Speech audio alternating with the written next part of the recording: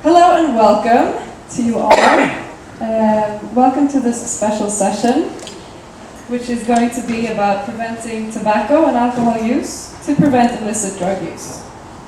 And my name is Sarah Dinwiddie. I'm representing Smart Youth, an NGO that works with tobacco prevention and drug prevention in general. But I'm not here to speak about myself. I'm here to present. I'm also here to prevent.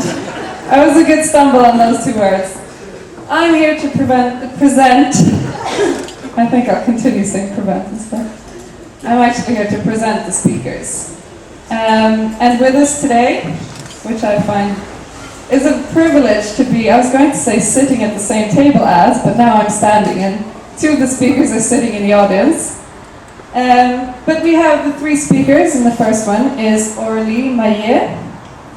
The second one will be Gregor Burkhart. Did I say it right? It's okay. And Aurelijus Veryga.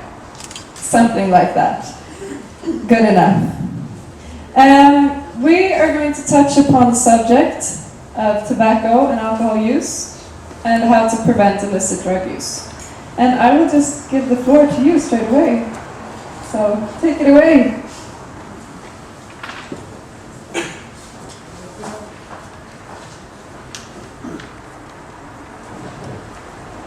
Good morning, everybody.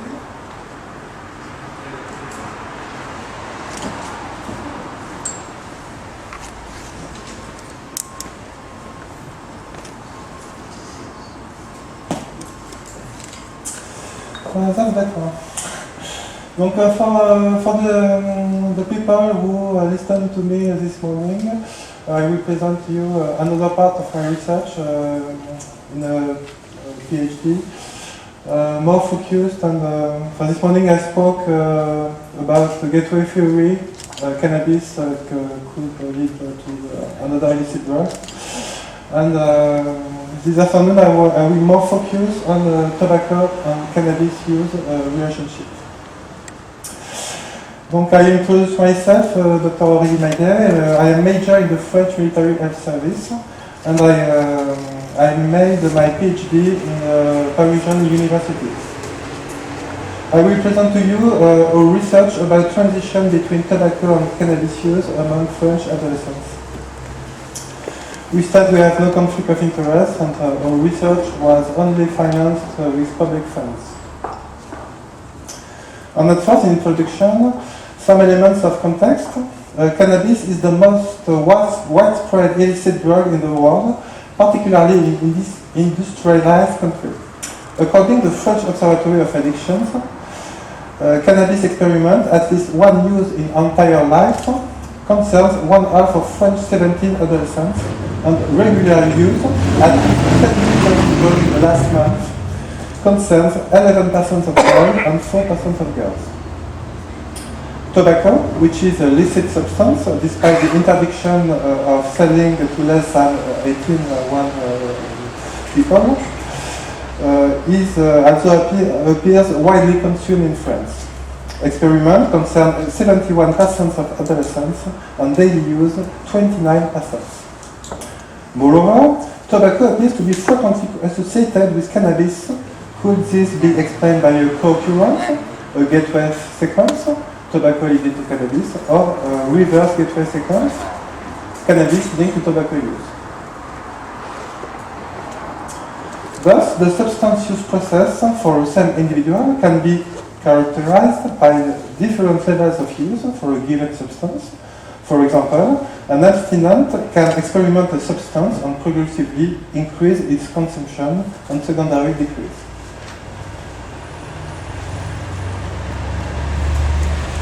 It also exists transition possibilities from one substance to another. A same subject can use only tobacco or cannabis, or both substances simultaneously. Thus, the use phenomenon is very difficult to model from a global point of view. The aim of the study was to describe tobacco and cannabis uses process among adolescents from a most global point of view.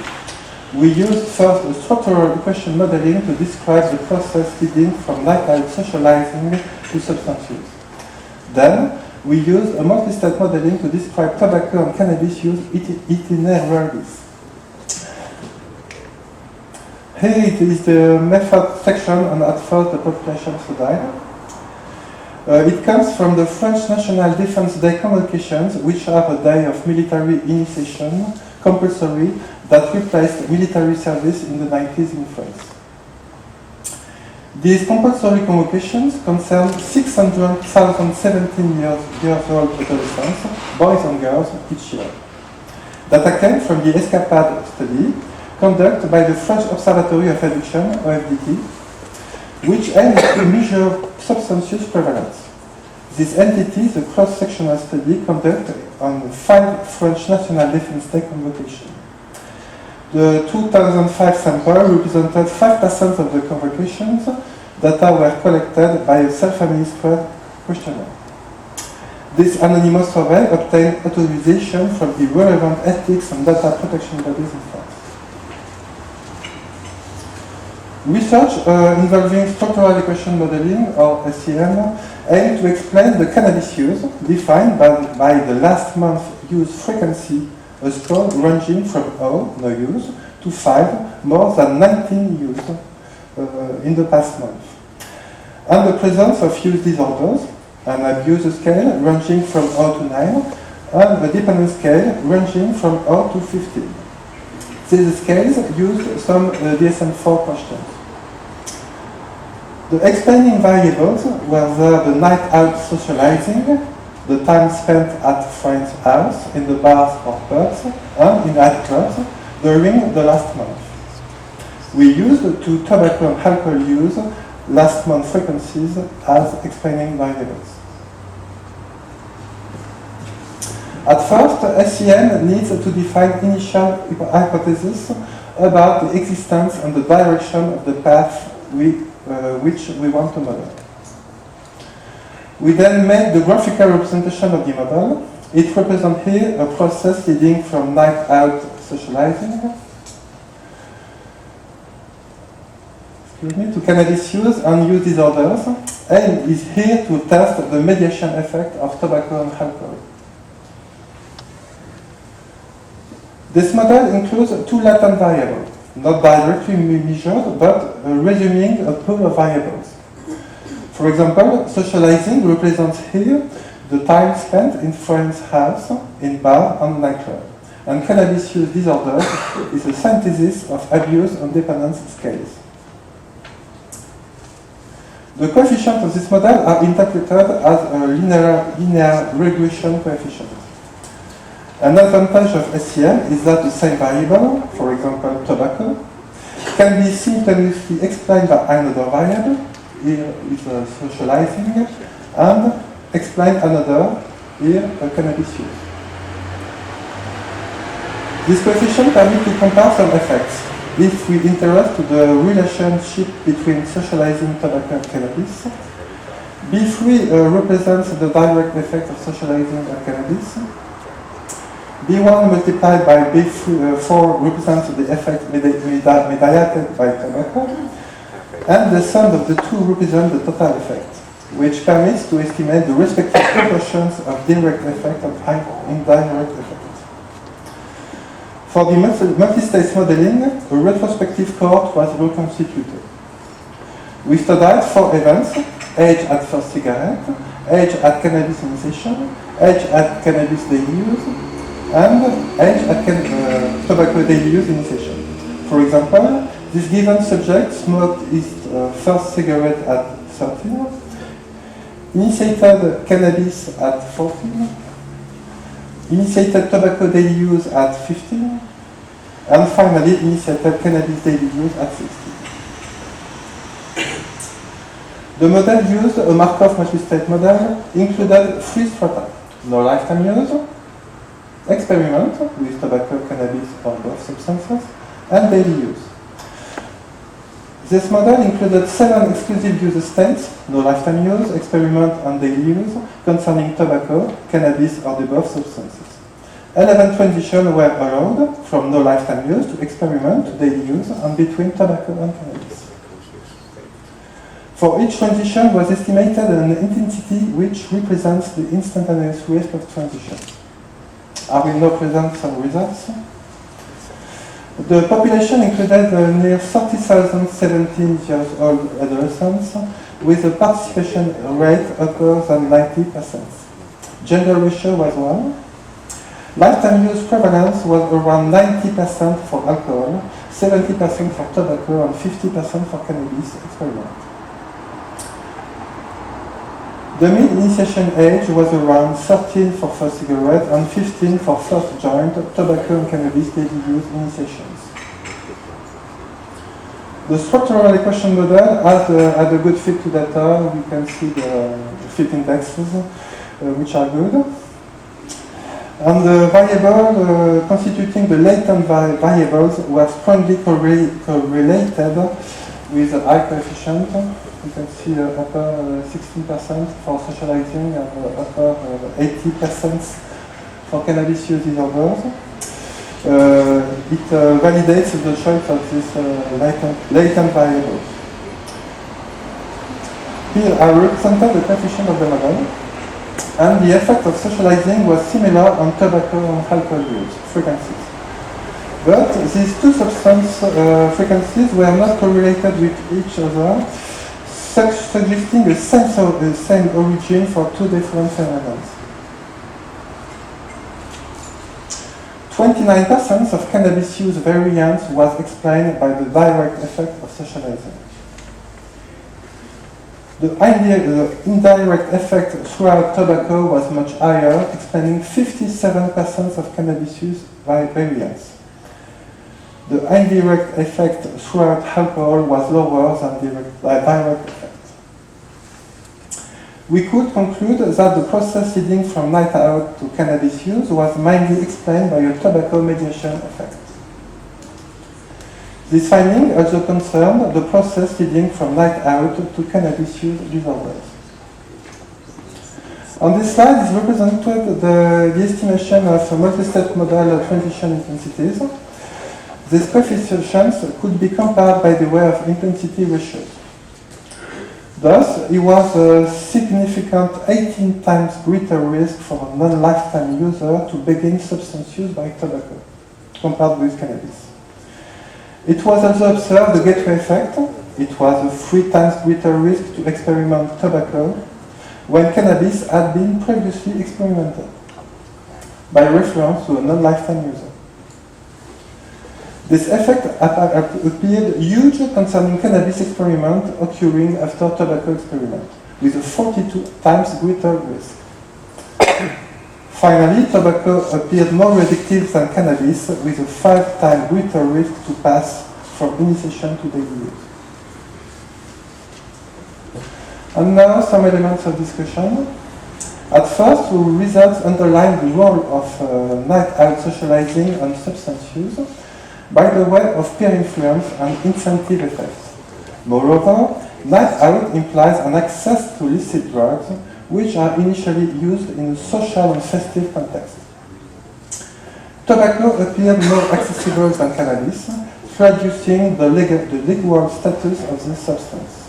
Moreover, very few cannabis-only users were observed in our study. Concerning the explanation of the global use process, several theories can be advanced. The relation from tobacco to cannabis observed in our research is in line with the gateway effect described by Campbell.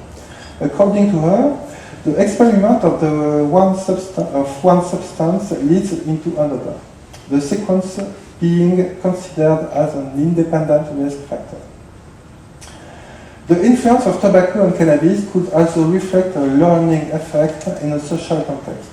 Tobacco use facilitating cannabis use by the learning of smoking route. It was described by Becker.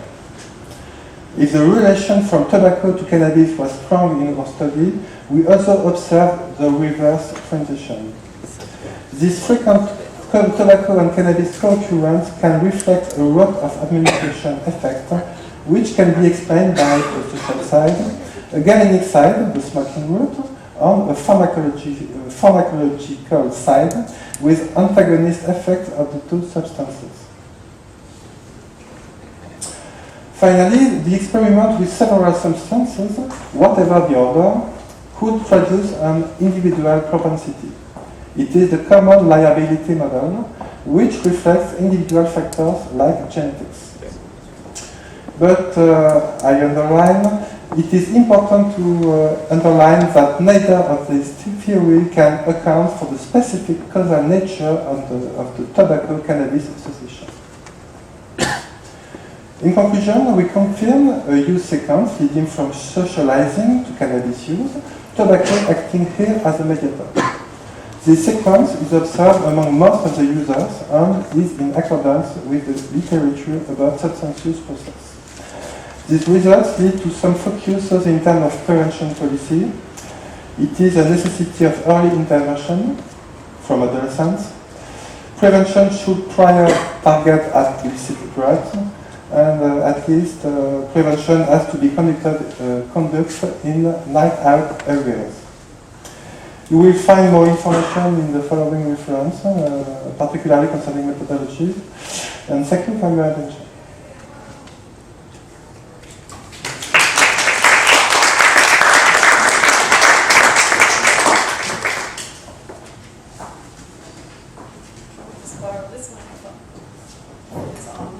Is it on? Yes. Thank you very much, Aurélie, for a very interesting presentation. It's extremely important information that's coming forward and has been touched upon earlier, but the connection between tobacco and cannabis is very clear. So thank you very much. It's very interesting. I will open up for questions after when all the speakers have spoken. So please keep your questions until after, so we can continue with the next speaker, which will cover a very interesting aspect, which is you, Gregor, yes, which Aurélie actually came into in the end here, about the social aspects and the peer influence, which is something that you will cover, correct?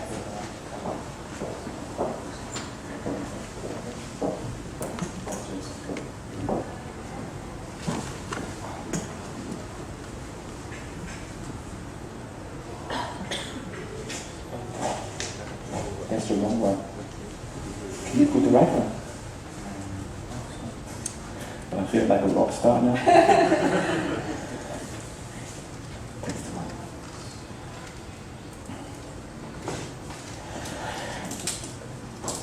Well, I'm glad that Aurélie already introduced the importance of environmental policies on tobacco, as I just talked in the morning. The importance that, or the possibility that maybe the fall in cannabis use in Europe and US might have been due to tobacco policies. In France was one of the first countries to introduce tobacco bans in Europe. This just for introduction. These are cross-sectional studies. I showed them already from ESPAD, from several countries, and it showed also the relationship to alcohol. It's also vice versa. It is the relationship of cannabis to alcohol and cannabis to cocaine. So just to make the point again that also epidemiologically all three of them are interconnected by use. But now these graphs, they come from a study where several countries have participated. Spain, unfortunately, not. It would be blue as well. It showed that there are countries where all prevalences are high prevalence countries, the blue ones, and low prevalence countries where all concomitant use by the same people is low, like the yellow countries. And look just at the division. There's always kind of a diagonal division in Europe. Also seen for cocaine. Also cocaine use is concomitantly high in the southwest, where it's quite low in the north. I know because Sweden is a methamphetamine country, it might distort the facts. But if you then compare with another map from our online maps on the alcohol policy scores, you see that it's the same diagonal line. The north and the east have more stronger alcohol policies than the southwest. So there might be a relationship mediated by social norms, by the way how people go out and what they do when they go out, that could explain the fact that in some countries general use is high and in others it is not so much. These are the data exactly on how the uses of all kinds of substances are high in one cluster of countries, in the other low. But there is one important thing, and it goes beyond the reach of environmental strategies.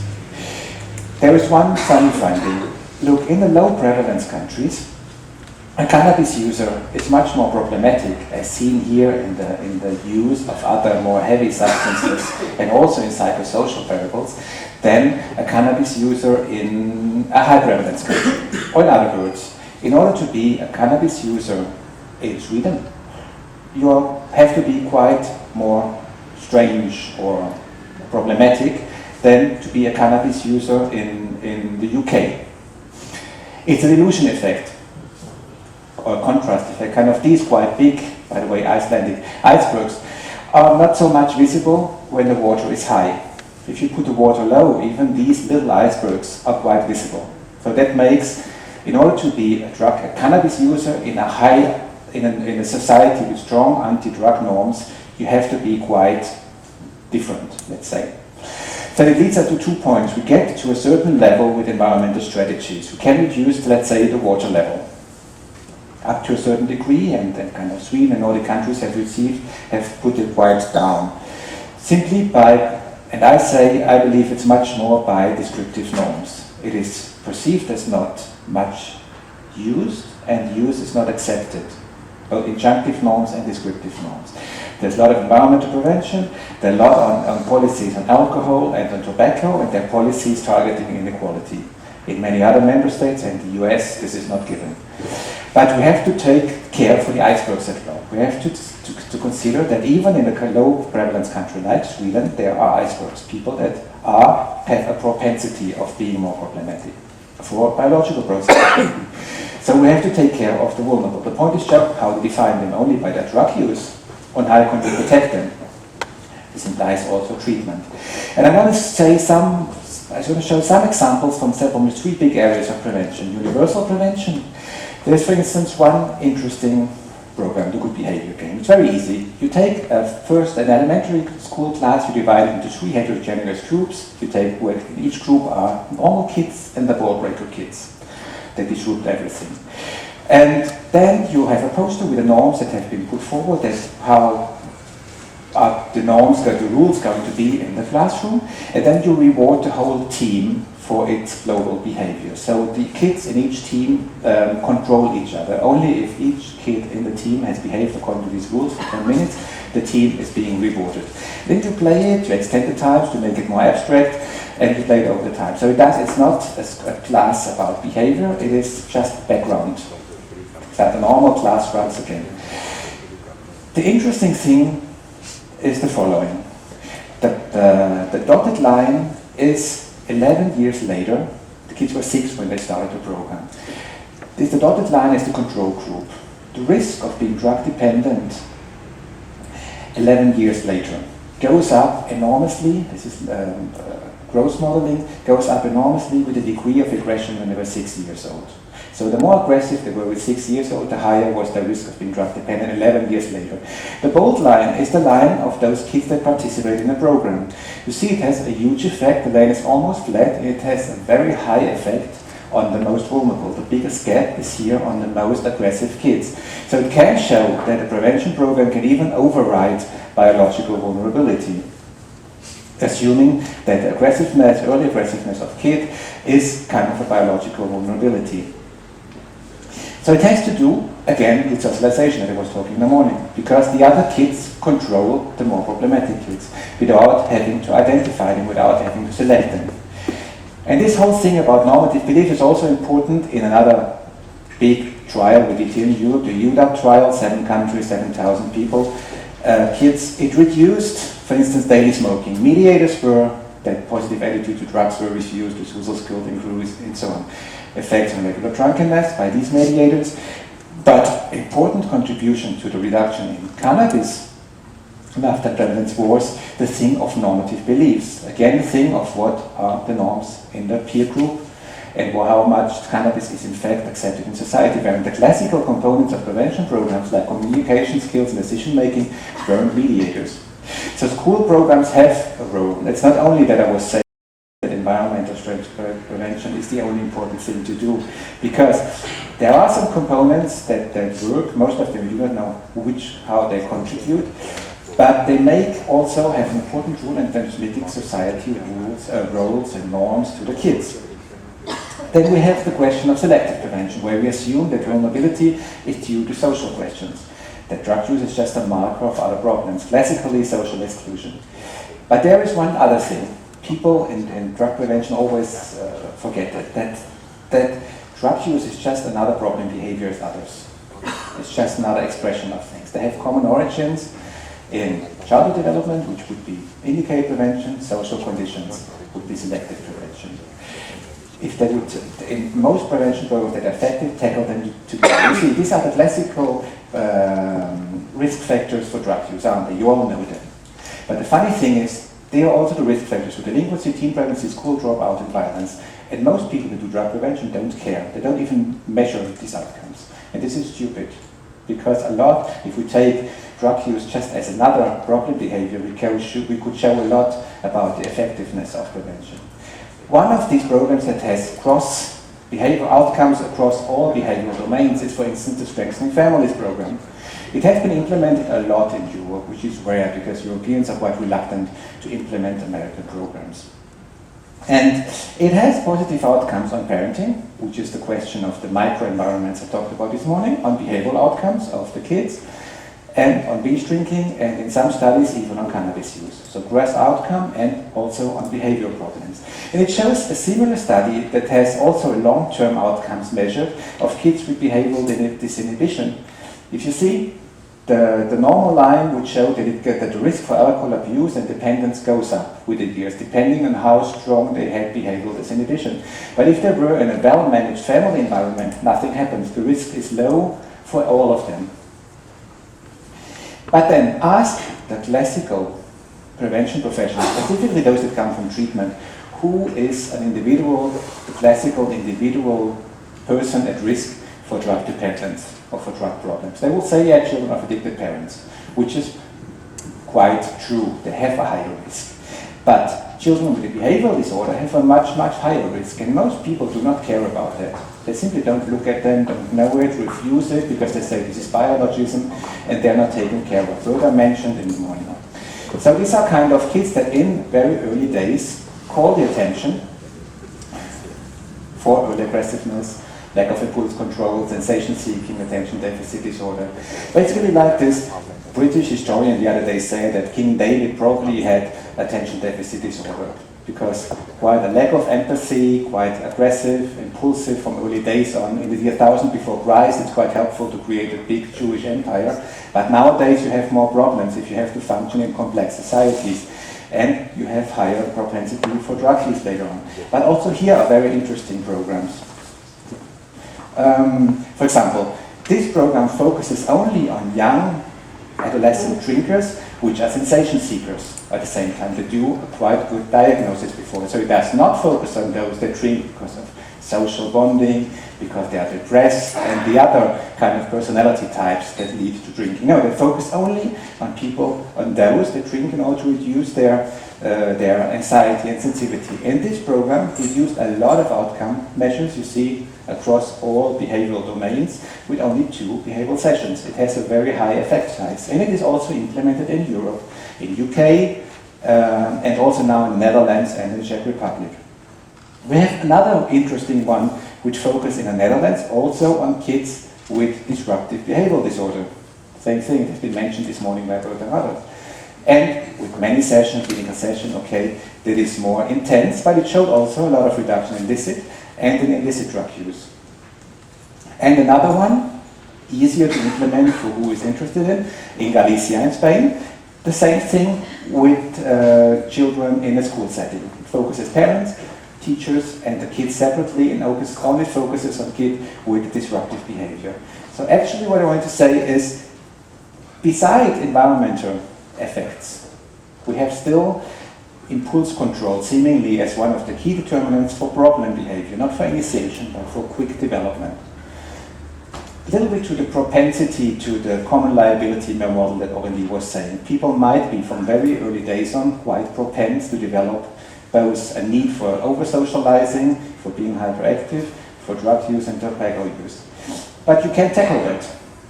Programs like GBG can simply increase the external social control of very young kids.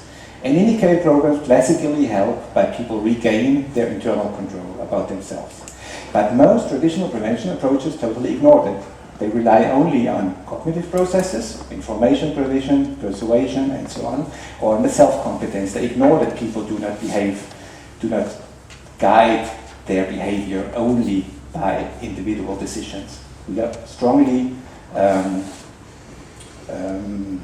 gregarious people. We are driven by the cloud.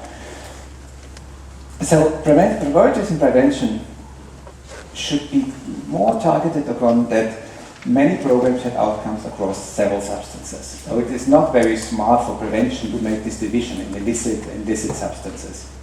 They should be tackled together. And we should focus first on environmental and social norms. That's the strength of the Nordic countries. Also, in fact, French prevention policies have focused strongly on this, on tobacco and alcohol, before other member states did that.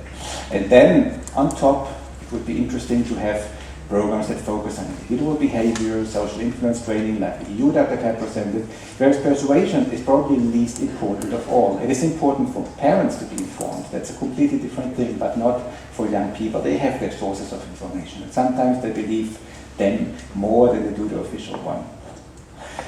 And so, my point is, it seems to be similar to what Aurélie is saying, that regulations on tobacco and alcohol might in fact have an effect on the initiation of illicit drugs as well. This is very important to say. This gives another role in EU policies, maybe to the Nordic experiences. If nobody was listening and looking at them till now, it might have a positive effect by focusing strongly on tobacco and alcohol control. And only slowly the South Europeans are recognizing this importance. But still, nevertheless, it is extremely important to recognize the importance of individual temperament traits. There are still vulnerable people you cannot reach with that. And therefore you need indicator prevention. So additional parts that target only the icebergs. And you're spot on.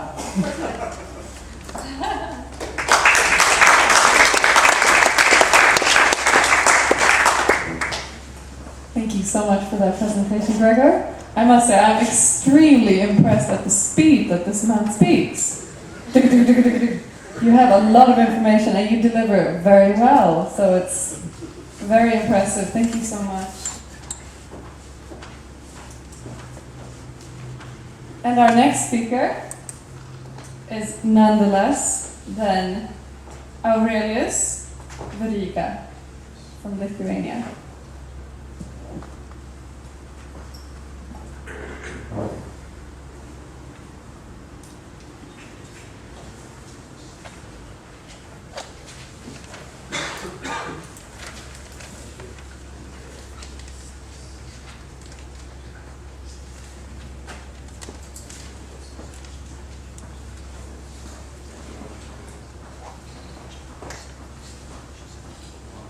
Okay, hello everyone once again, and I will not speak such a quickly as my previous colleague done,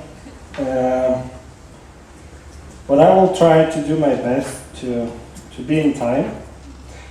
And even I'm presenting the academic and research institution, I will not talk today about the statistical data, or I will only use very few slides with the numbers. And being firstly in my heart an NGO leader, I will talk mainly on the behavioral and policy things that relates those things together, and how we can connect them in our work. So the question, are those illegal substances or use of those illegal substances really related to tobacco and alcohol use? I think that was answered a few times today, and the relation was shown very clearly. So there is no question that those three substances are interrelated, somehow, but interrelated. The only slide I want to show just to show an example, but it's no more needed after many presentations that already proved that causal relationship. It's not always causal, but that's the clear relationship, and you can see from this study that smoking, drinking, and doing both risk factors are strongly interrelated with illicit drug use. And being psychiatrist, I also want to show you a small part of classification of diseases. And this part talks about addictions. So you can see there is no line or there is no separation. There is nothing that would separate addictions. Some of them are coming from legal substances, some of them coming from illegal substances. But looking from the biological point of view, there is no difference. Because legality, it's just a question of how we decide, is the substance legal or not? But it doesn't change its biology of addiction at all. It doesn't matter because as Aurélie mentioned, that for children, even tobacco and alcohol is illegal, but it doesn't reflect to the classification of the diseases. So looking from the point of the medical doctor, so there is no difference. And that's a very strange phenomenon that I find every time when I'm going to talk with the parents, with the teachers. Many people are telling that it's better if my child is smoking or drinking than using illegal drugs. So when you ask the person to explain what is better in that, nobody can really explain. The only thing they know that they are scared of showing illegal drugs, very dangerous, especially heroin, cocaine. Nobody's questioning those things. They are dangerous, and the people are dying from them. But if to compare epidemiologically the proportion of people dying from heroin and dying from tobacco and alcohol, this is huge difference because many people are dying from those legal substances if to compare with illegal ones. And I found the picture, those 3 steps, just put the names of the substances on them. So let's imagine you being a child. So when your teenage years are coming, so you want to protest, you want to show the parents some your opinion and want to be with your friends, to behave as your friends. So let's imagine what you should do to break the norms. So if smoking and alcohol use is not the norm, so to break the norm takes time. It takes time to get, it takes time, to go into behavior. And let's imagine if those 2 disappear. So according to your parents, the only abnormal behavior is illegal drug use. So that makes the threshold simply lower. If you want to protest, you should go easily, and you will do easily. So you all know the social learning theory that is very much liked by psychologists to explain why children behave in one another way. So what we do being parents and being adults, how we use this theory every parent knows that there are some things that the child should learn, like, the housekeeping, and the children are playing with the dolls, preparing to be mothers, and so on and so on. What we do with the children, it's a strange thing to explain from that point of view. This picture is from Lithuania, but the child has in his hand, it's not the real champagne. It's non-alcoholic champagne bottle that is given to every child starting from age 2 or 3 in the kindergartens, at home, starting to form this social model of acceptance of alcohol use. And then when you come back to those 3 steps, it becomes normal when you talk about alcohol use. And children, they don't understand why you are angry if they are coming back home drunk. It was expected all the time, starting from age 2. So when they behave in the way as they were under pressure. So this is the book of the Lithuanian, from the Lithuania also. This is the Forest Fairy Tales. And you can see in the picture, there are some nice figures showing how to make alcohol drinks in this book, which is dedicated for children starting from age 3. It says that it's very good when we are sick to take alcohol, and especially when you have flu. It's not Lithuanian author, it's Italian one. Lithuanians just, translated that book, and there was a scandal, and people could not understand what is wrong with that. It's just normal. Children should know everything about the life, and it's normal to tell them what is going on in the life. Another example is from the famous book of Harry Potter, which citates Professor Dumbledore. I would like to have coffee with brandy, and he's talking with his with child that is in this school. And this graph shows how the social context, I believe that this was the most of the social context related change Lithuanian children behavior. And you can see how the number of intoxicated children starting from age 7 went up only in 6 years.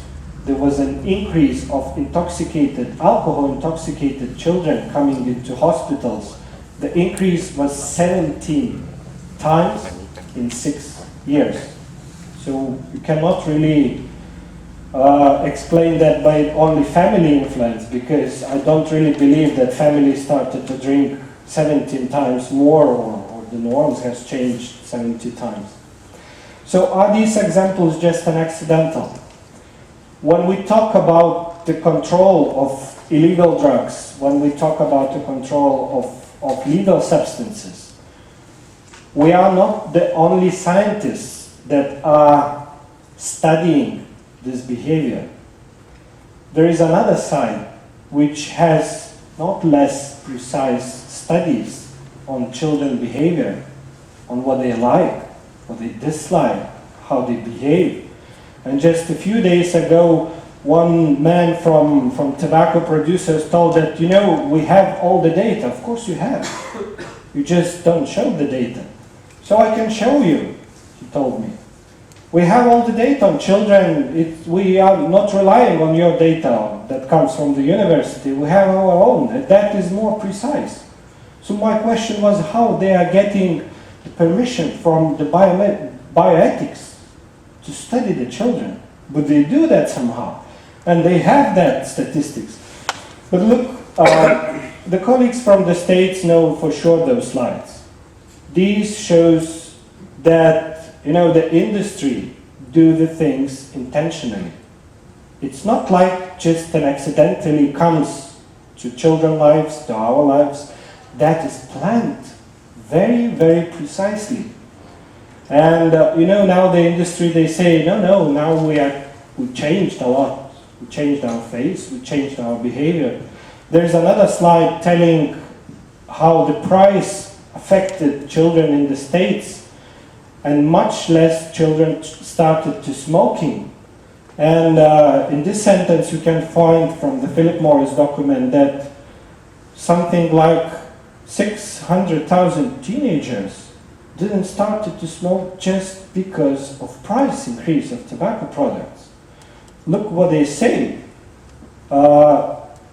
We were hit disproportionately hard. We don't need to have that happen again.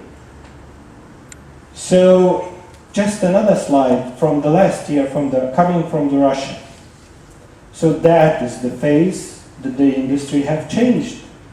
And you see, I have translated the slogan from this billboard that were all over the Russia. It says that if it's forbidden but you want it, then you are allowed. And I don't know how many of you are psychologists in this room, but many of you have children, so you probably can tell for what age this poster is produced. It's not even for teenagers, because teenagers, they don't really like pink color already. It's for 3 to 7 years old children. And the girl says, I like everything that is round and sweet. So that's an advertisement of the cigarettes. So the same comes with the alcohol. And you probably know that there is a group of Alcohol and Health Forum, the scientific group, which stated very clearly that alcohol advertisement influences an uptake of drinking among non-drinking young people and increases consumption among their drinking peers. So those that are drinking already, the volume is increasing. So this is a commercial that I took from the Lithuania, so you can watch that and just tell me what age group could be the target audience for this cartoon. Champagne, nice cherries, mobile phone, red, in a white phone. This is also looking from the psychological development of the child. It's like for 3-4 years child, and they recognizes the product. And that was a advertisement of a cider, which use exploded in only 2-3 years in Lithuania. Before that, the cider as a group of alcoholic drinks didn't exist at all in the country. So how do they say that it's not affecting children? Even more, we have new challenges. Now we are talking about tobacco and alcohol. So that's the new research area for the scientists, again, at the universities. Look what the explosion happened all over the world with energy drinks, the Red Bull, other drinks. And now we see children being like in 7th grade. Before the classes, they are taking a bottle of energy drink, and then the teacher says that they are hyperactive.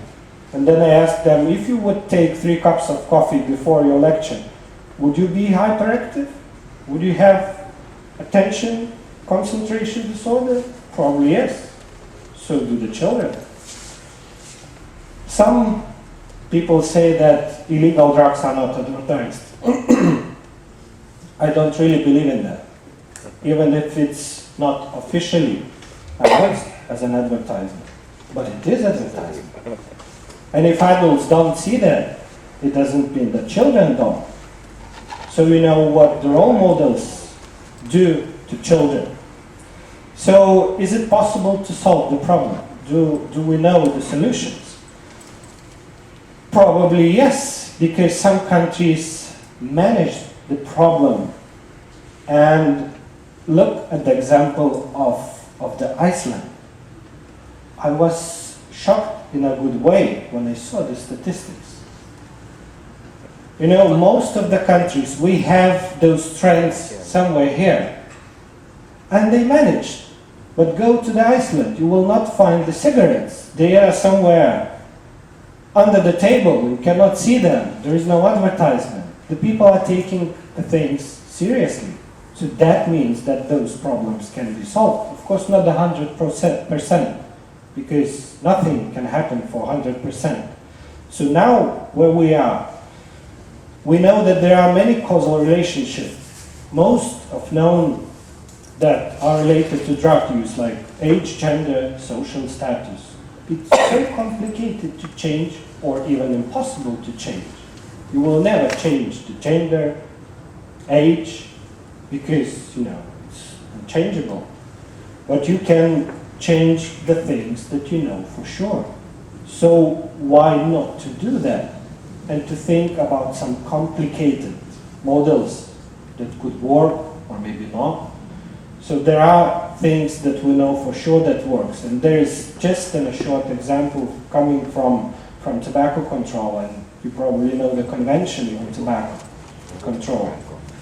And you know the measures that are really proven, and we know that they are scientifically evaluated, and they work everywhere. So who is benefiting from us not working together on tobacco, alcohol, and drugs? That's just a question. Somebody really would like us to work separately. And that would be a good point, because then every time when you talk about drugs, people are starting to talk about tobacco. When you talk about tobacco, people start to talk about the drugs. So it's never-ending story. So people who forget the history, they are condemned to repeat it. And the mistakes, we don't learn from tobacco and alcohol control. We repeat illegal drug control. So what lessons can be learned from the tobacco control history? So the industry at the very beginning were taken out. So that what we don't see from the alcohol control. The industry is very intensively participating in all the decision-making process. There were attempts to find positive effect to health. The same we see with marijuana. The same we see with other things. The same we see with alcohol. There were industry-financed researchers, and there still are. And there were industry-financed NGOs, and there still are. We should learn from that experience. There were no legal binding international agreements, now they are. So we should learn from them. Like I mentioned, Framework Convention on Tobacco Control. There were no active NGOs at that time. Now we have them. So we should use that in the right way. And NGOs working only for tobacco, only for alcohol, or only for the drugs control and prevention, it's not the right way to behave. And what we found, when you combine those things, and I was really extremely happy in this conference to listen that this is really happening. So thank you for your attention.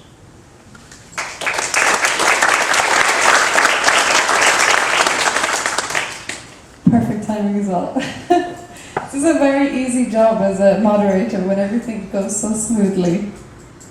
So thank you so much for that presentation.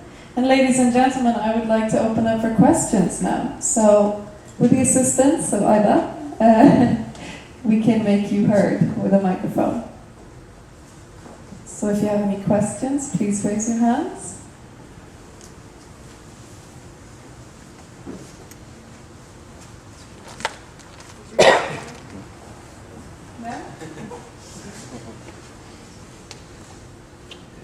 Can I ask the speakers, do you have any questions to each other while you have been listening to yourselves speak?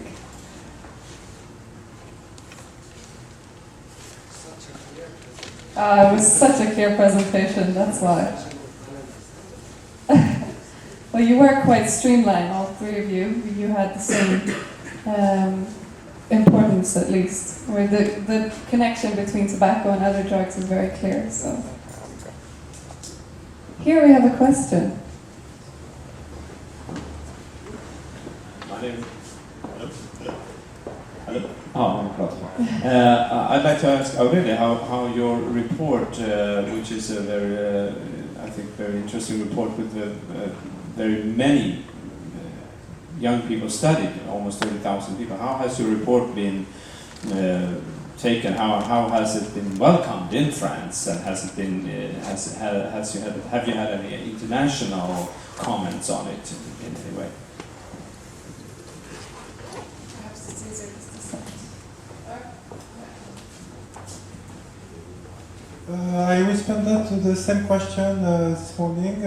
My work is not was published in international journal, but not my thesis is not published in France. I will present it next June.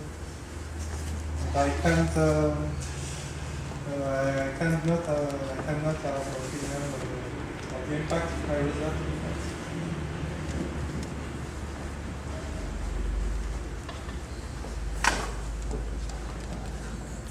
Is everybody very tired after the lunch? Here's another question. My name is Slim.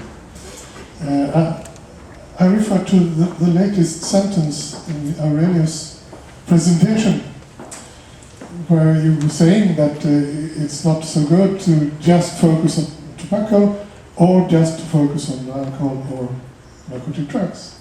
And I have experienced problems with this for many, many years, because I have claimed that you should work on towards all these things. They are together. We know it now thanks to you and others.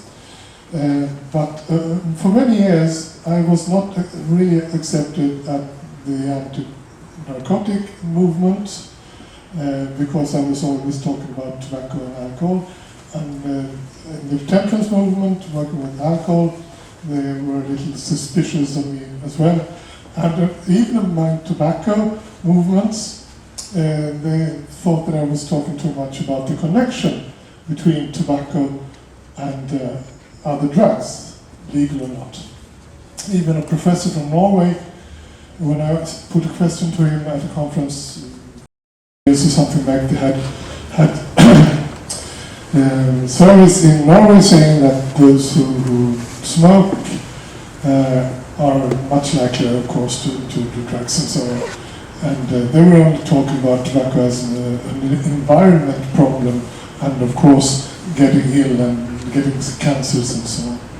He didn't want to talk about this at this conference at all. So I appreciate now that we have the words from you on this, that we should fight all of them together. And I think we should emphasize this, the connections there are so evident. Thank you. If I may just react, we had really the same reaction when we started from the tobacco. We have decided to expand our actions into alcohol control also. There was huge opposition telling that, you will have, you cannot imagine how many enemies you will have. The people will run out from you because people like to drink a little bit, and so on and so on. But I don't really believe in that, because we have more and more people interested in combined actions. And now we really see that there is a benefit from combining the actions and learning from the things are done. Because if we talk about alcohol control, it's like 20 years ago in tobacco control. The things went already through the process. We have international experience. There are strong NGOs, there is experience. We don't use that. Why? And the industry is learning very quickly. They were very stupid acting openly. Now they act as the tobacco industry was doing. They are buying politicians. They are hiding really their actions under the ground. You cannot see what they do. So they are learning very quickly, and we don't. Why? We should use that experience, and I really believe that, especially in the small countries, we don't have enough people to work separately and to have many experts on all the areas. Is it good if we have? But if we don't, we should combine those actions, and that really helps.